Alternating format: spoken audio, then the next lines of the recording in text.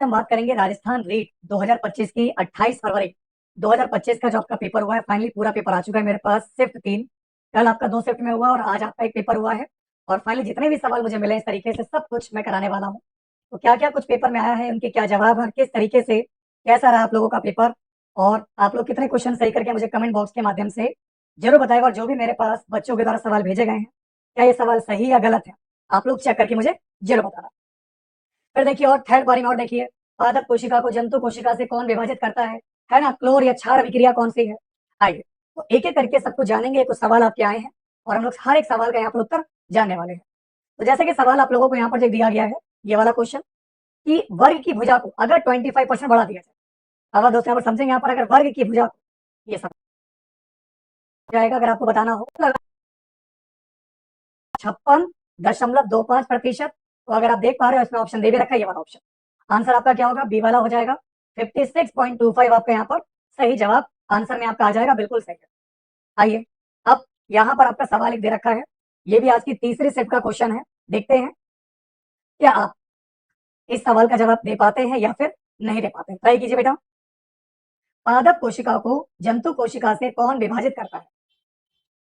जानते हो आप लोग, पादप कोशिका को जंतु कोशिका से विभाजित करता है, उसका एक पॉइंट है कोशिका भित्ति। क्योंकि पादप के पास कोशिका भित्ति होती है, जबकि जीव जंतु इंसानों के पास कोशिका भित्ति नहीं होती है। तो आंसर आएगा कोशिका भित्ति होगा।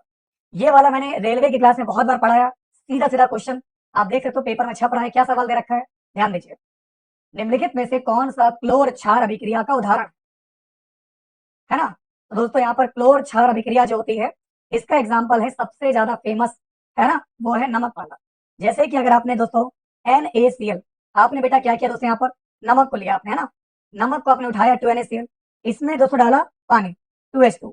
अब आप रिएक्ट कराते हो तो इससे प्राप्त होता है आप लोगों का 2NaOH, ये हो गया सोडियम हाइड्रोक्साइड। इसके अलावा क्लोरीन गैस निकलती है और आप लोगों के दोस्तों इसके अलावा हाइड्रोजन गैस निकलती है।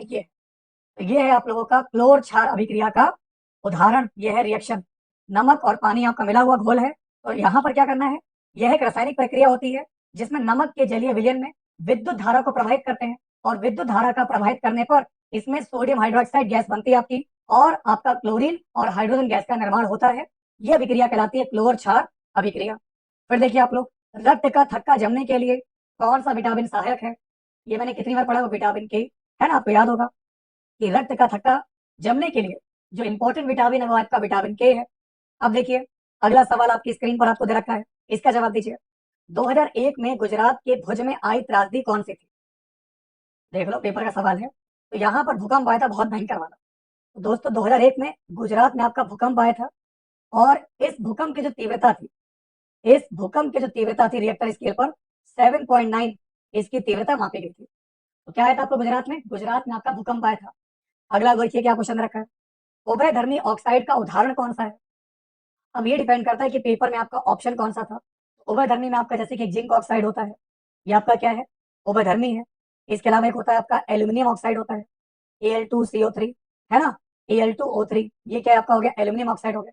तो ये कुछ उभयधर्मी ऑक्साइड है, इन्हीं में से आपके एग्जाम में कुछ आया होगा जिस पर आपको टिक लगा के आना था। क्लियर है। और देखिए, श्वसन के प्रथम खंड के विभाजन के दौरान क्या बनता है, ये बताइए।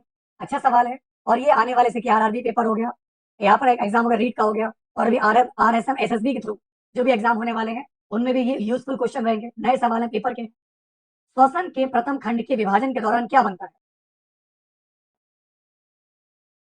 है ना। तो यहाँ पर बनता है पायरुवेट का पूर्ण ऑक्सीजन यहाँ पर होता है।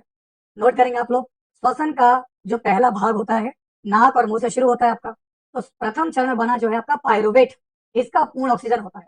इसमें दोस्तों आपका क्या होता है, नोट करेंगे आप लोग, इंपॉर्टेंट सवाल आपके लिए है, पायरुवेट का पूर्ण ऑक्सीकरण, है ना। तो ये आप नोट करेंगे, आपके लिए इंपॉर्टेंट क्वेश्चन है। एक एक क्वेश्चन जो पेपर का आया हुआ है, हम आपको सारे क्वेश्चन कंप्लीट कराएंगे, आप परेशान ना होइए।